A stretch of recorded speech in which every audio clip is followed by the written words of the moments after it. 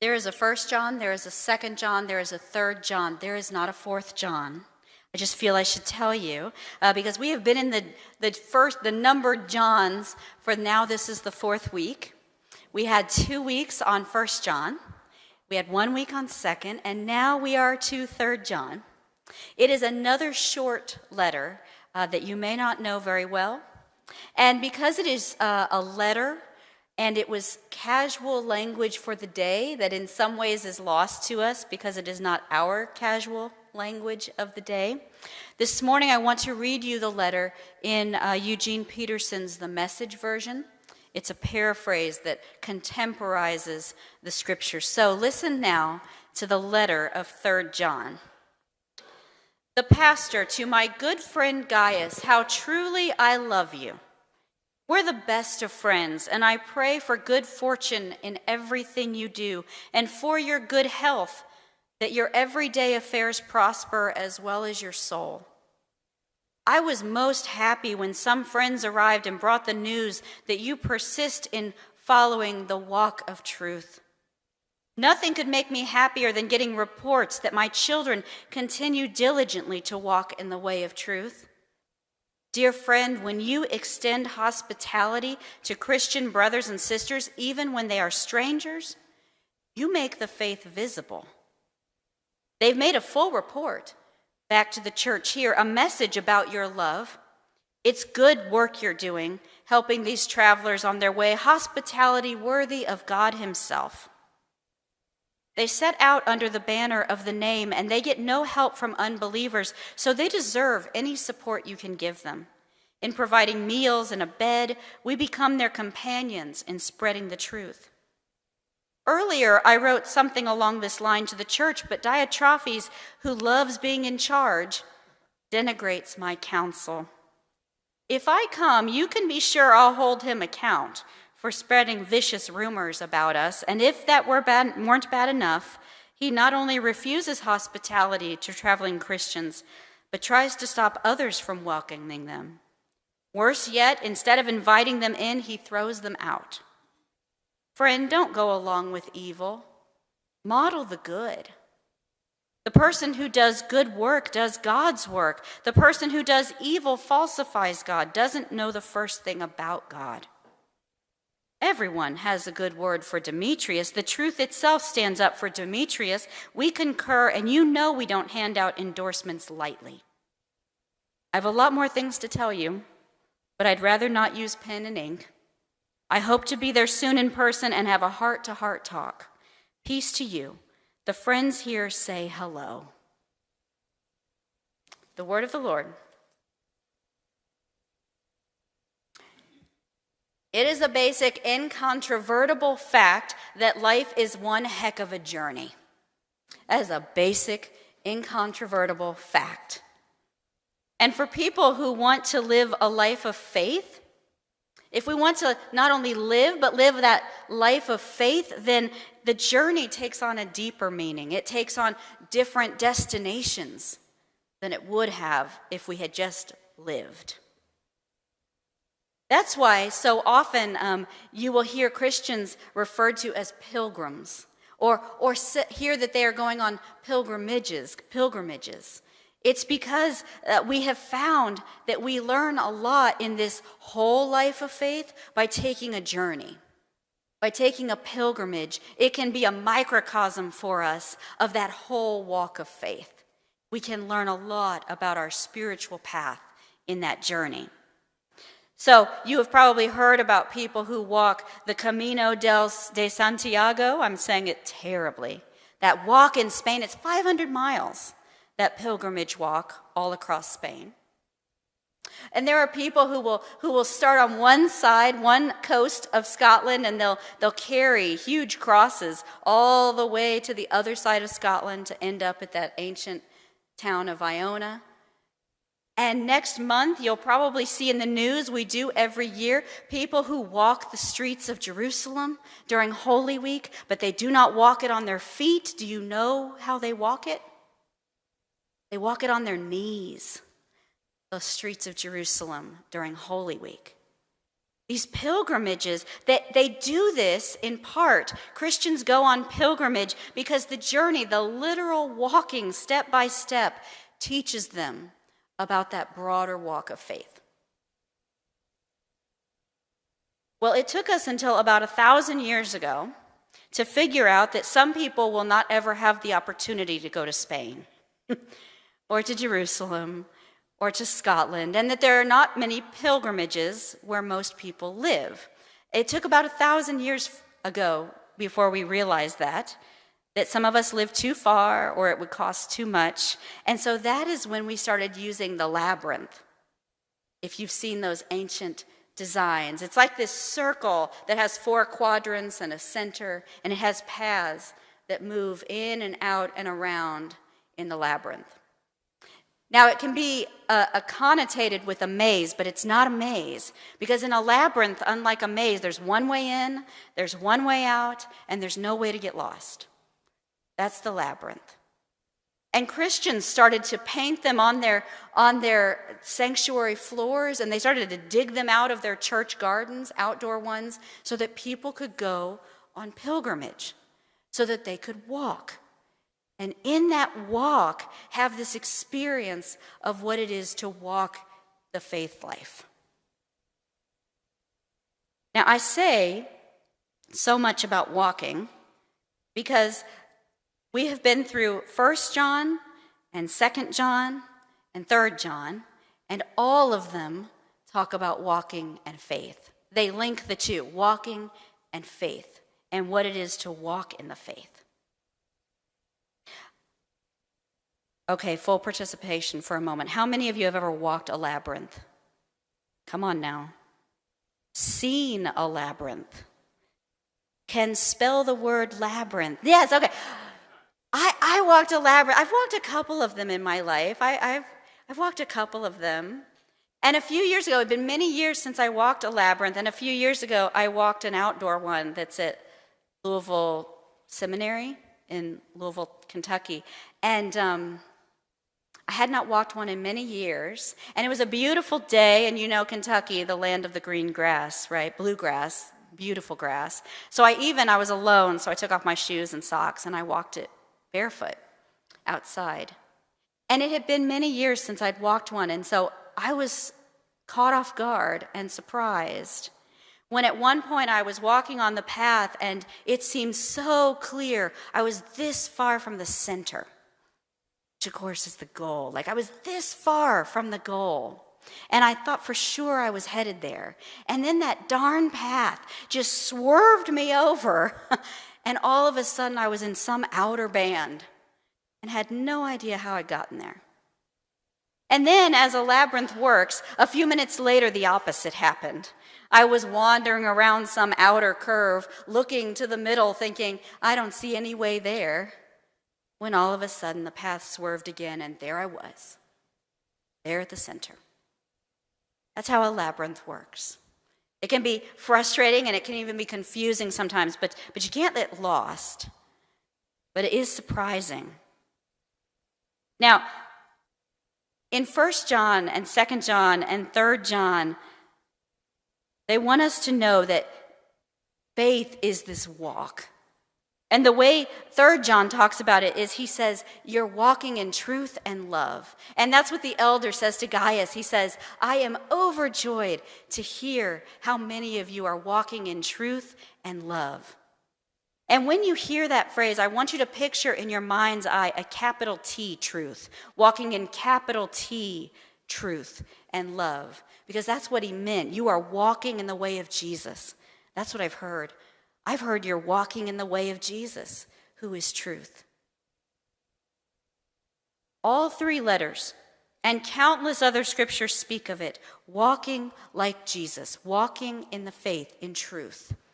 And so I want us for just a few minutes this morning to think really deeply about what does that mean to walk in the way of Jesus? What does that mean? How do I do that? To walk in the way of Jesus. First, We need to be clear. It sounds basic, but we need to be clear that what we walk is a particular kind of walk. There are tons of walking opportunities out there, and we could name so many of them together today. It sounds obvious that ours is a particular walk, but we need to be clear about that. There are other religions we can choose, and we can walk that walk. And even more than that, for every other religion we could choose, there are secular options that abound. For every other religion we would choose, there's a secular option. Other walks we can walk. One of them would be a belief that many have that says that we are nothing more than atoms bouncing off each other. I do not mean ADAMS bouncing off each other. I mean ATOMS bouncing off each other. That's all we are. There's no purpose here, no plan, no goal. We are just atoms bouncing off each other. We are as far as science has gotten. That is a walk. It is not our walk. And there are others who would say, no, there is a purpose and a plan and a goal, but in that purpose, plan, and goal, we are the lords of our lives. We have everything we need within ourselves. We have no need of saving, no need of the divine. That is a walk all on its own. But it is not our walk. And there are plenty of people who would say, let's keep this whole life thing simple. The one with the most toys wins. And that is a walk. It is not our walk. So before we ever tie up the laces on our shoes, before we ever get started, we need to be clear that to walk in the way of Jesus is to walk a unique and a particular path. Our walk means that we trust there is a path. There is a goal. It means that even when we veer wildly off into some outer rim, that Jesus is worth trusting. Our walk means that we know it may not be easy, but Jesus is worth trusting. And our walk means that we wrestle with difficult things in our faith. We wrestle with things like when Jesus says, those who save their life will lose it, and those who lose their life for me will save it.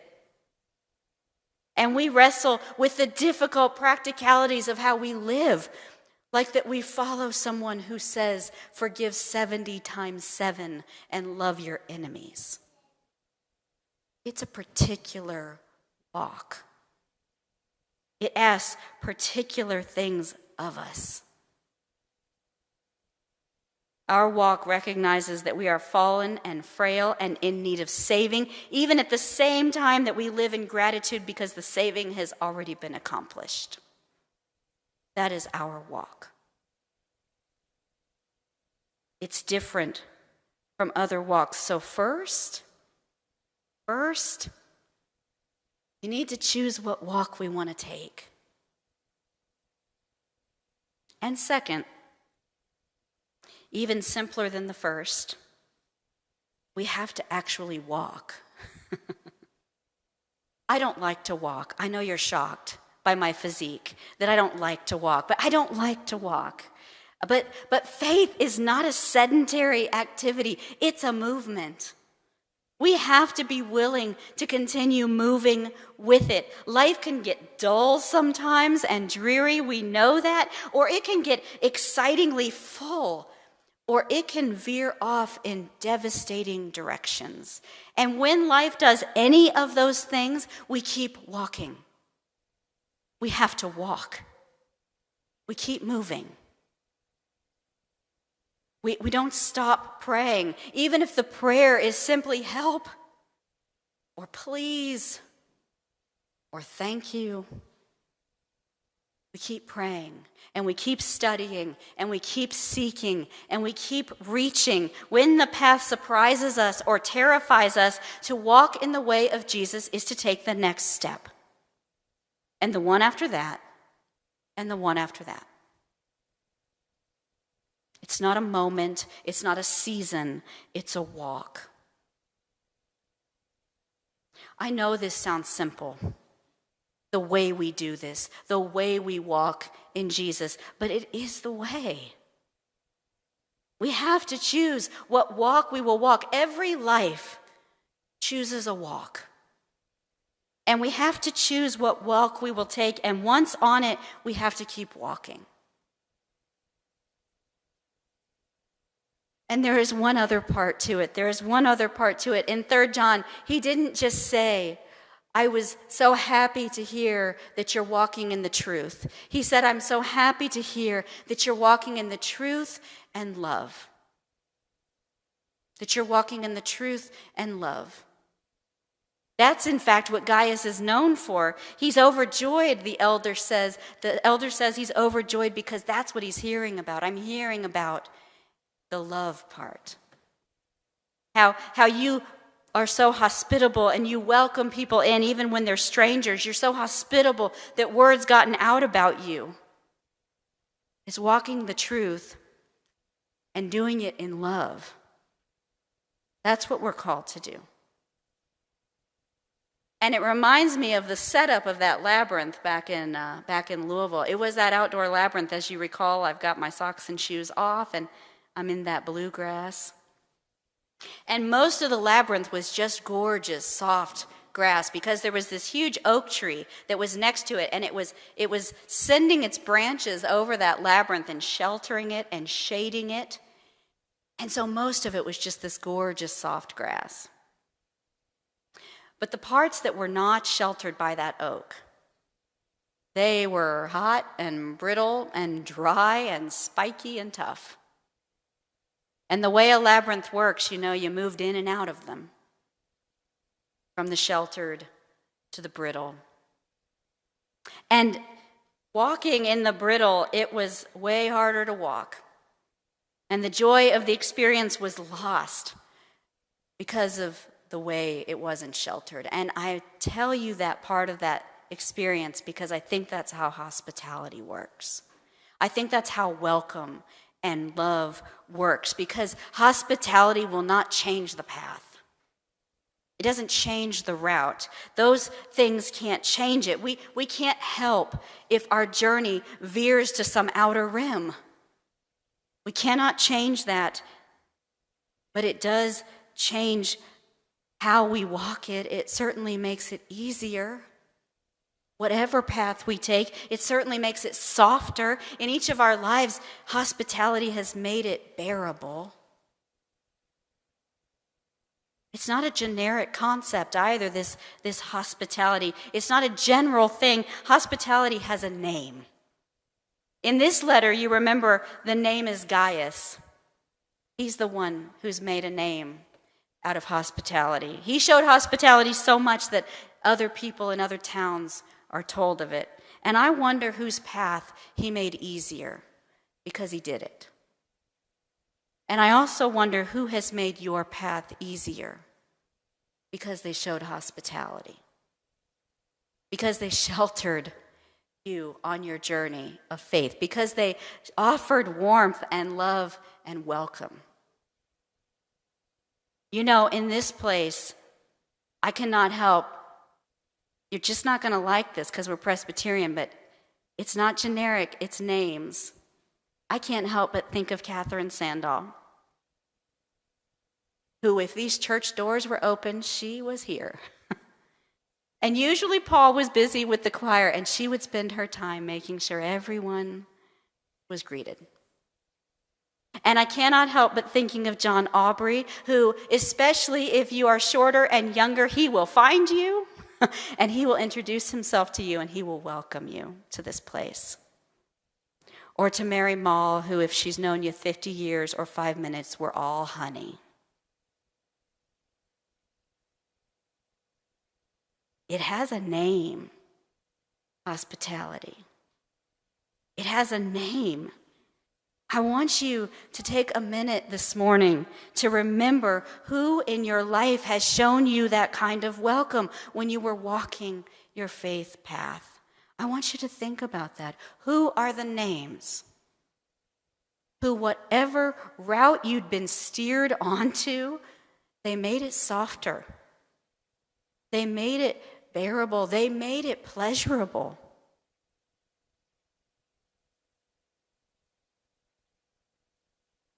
I want you to thank God for those people this week. Those names that you can name. I want you to thank God for them. And if it is possible, I want you to thank them too. I want you to thank them for what they did. The elder wrote in his letter, it's such a short letter, but he used it to thank Gaius. He told him. And we need to tell each other if someone has made our path softer.